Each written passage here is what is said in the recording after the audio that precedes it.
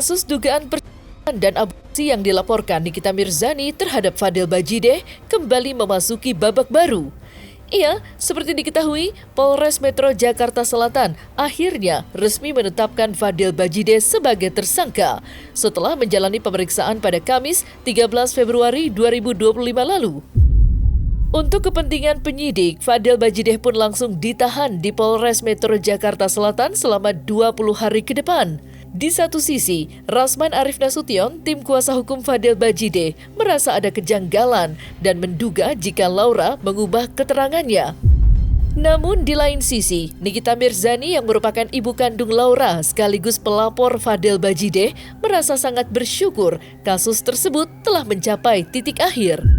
Untuk mengetahui update terkait itu semua secara lebih menyeluruh, maka inilah 5 update terkait penetapan tersangka Fadel Bajideh versi Cumi Top 5.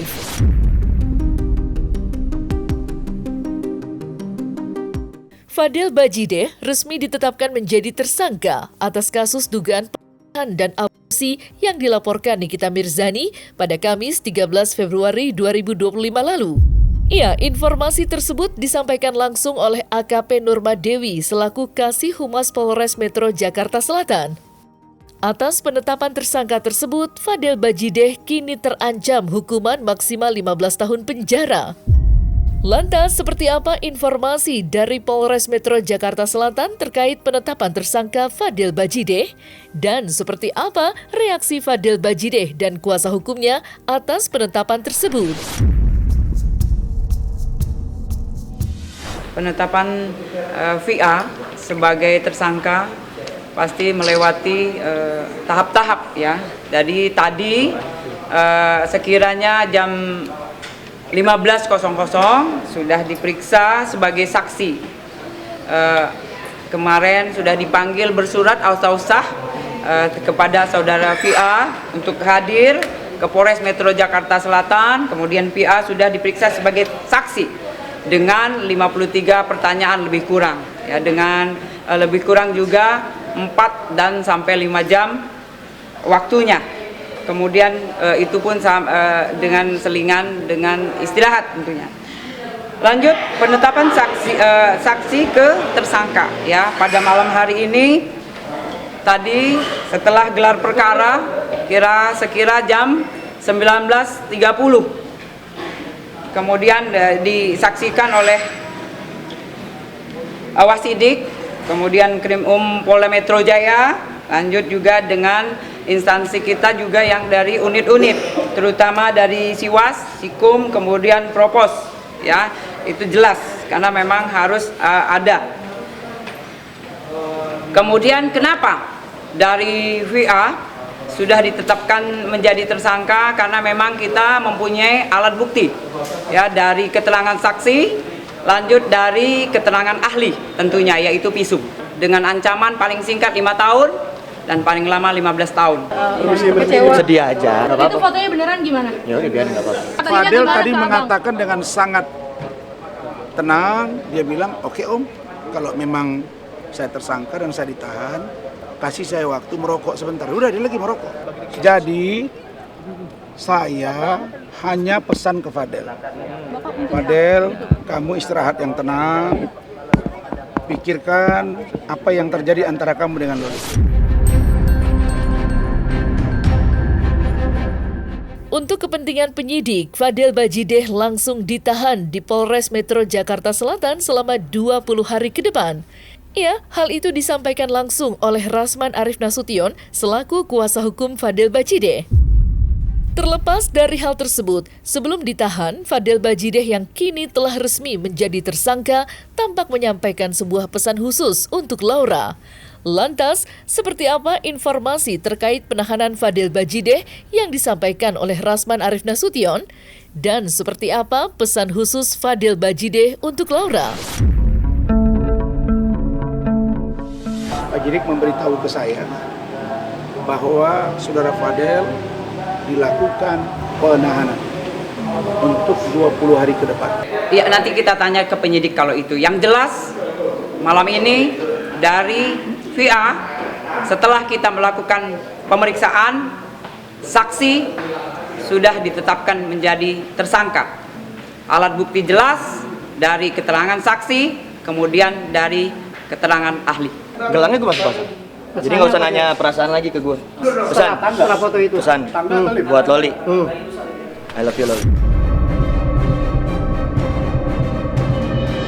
Rasman Arif Nasution, kuasa hukum Fadel Bajideh, menduga jika Laura, anak Nikita Mirzani, telah mengubah keterangannya. Sehingga pada proses pemeriksaan yang dilaksanakan pada Kamis 13 Februari 2025 lalu itu, kliennya Fadel Bajideh ditetapkan sebagai tersangka oleh penyidik. Lantas seperti apa dugaan Rasman Arif Nasution? Apa alasan Rasman Arif Nasution berpikir demikian? Karena kami belum mendengar keterangan ini secara utuh, karena ada informasi yang kelihatannya berubah dari saudara Laura Meizani Mawardi alias Loli dari keterangan-keterangan sebelumnya. Tentu keterangan-keterangan ini akan dikaji dan didalami. Semua keterangan dari LM sudah dipenyidik. Ya, itu. Saya telah berhasil 7 bulan. Ingat ya, 7 bulan melakukan pembelaan hukum dan dia aman. Tapi satu yang saya beritahu Fadel, kalau keterangan besok berbeda dari Loli, itu akan sangat berbahaya buat kamu. Nah, Loli memberikan keterangan yang berbeda. Terus saya mau buat apa? Bang, kenapa itu Karena bisa, itu Bang? anak di bawah umur, saya tidak tahu. Berarti dia sudah membuka hal yang berbeda. Pertanyaannya, apakah ini dapat kita terima atau tidak seutuhnya? Kenapa dia berubah? Nanti kita lihat di proses persidangan.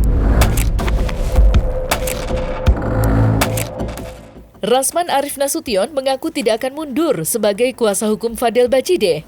Meski saat ini Fadel Bajideh telah ditetapkan menjadi tersangka dan ditahan di Polres Metro Jakarta Selatan.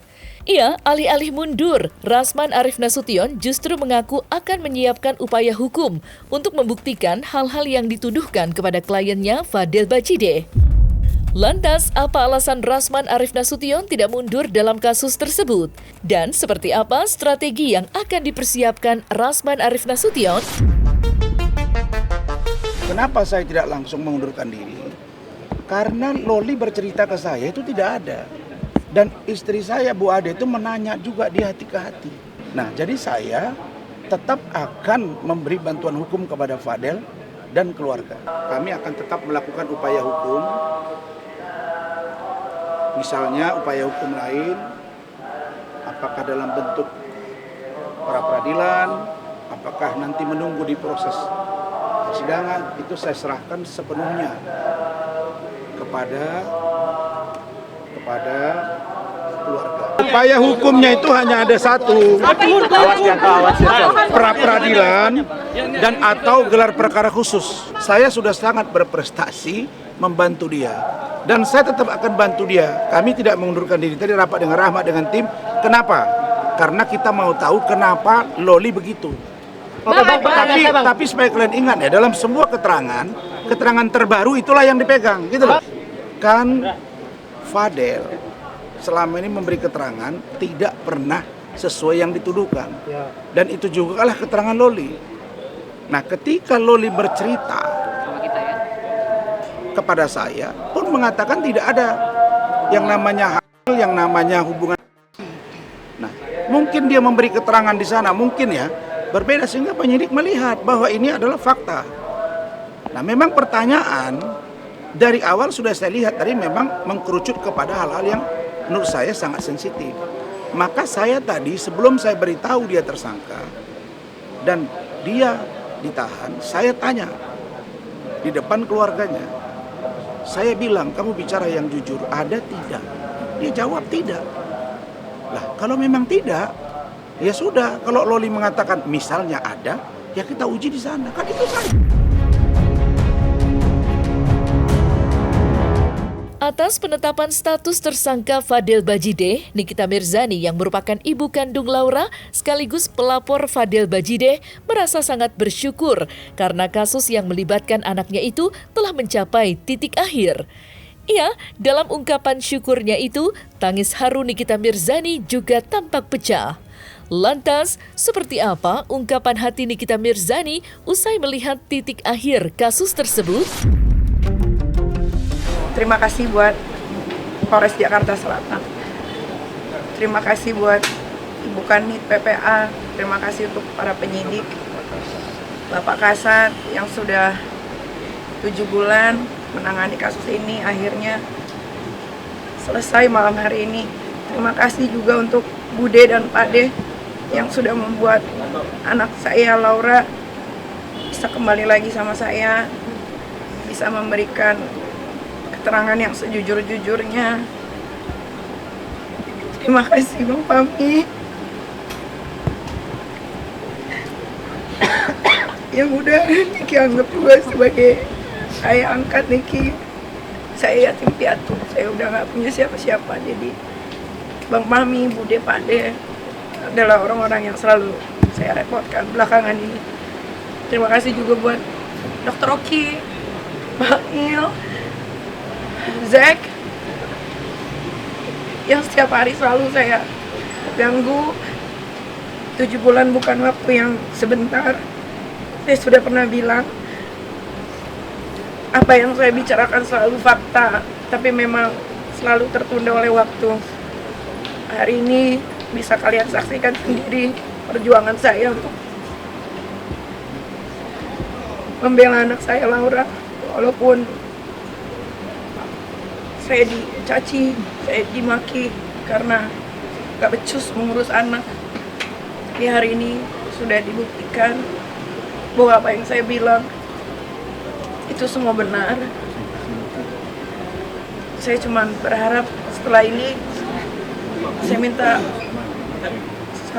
minta sekali sama orang-orang yang pernah memposting anak saya Laura, tolong dihapus, karena Laura sudah punya kehidupan yang baru sekarang. Biar dia menjalani kehidupan yang barunya selayaknya anak-anak yang lain. Terima kasih juga untuk Laura, karena sudah mau jujur saya. Awalnya saya kecewa, tapi ini sudah terjadi. Yang penting anak saya sudah balik ke tangan saya lagi. Mungkin dengan pelajaran yang seperti ini Laura juga tidak akan mengulanginya lagi.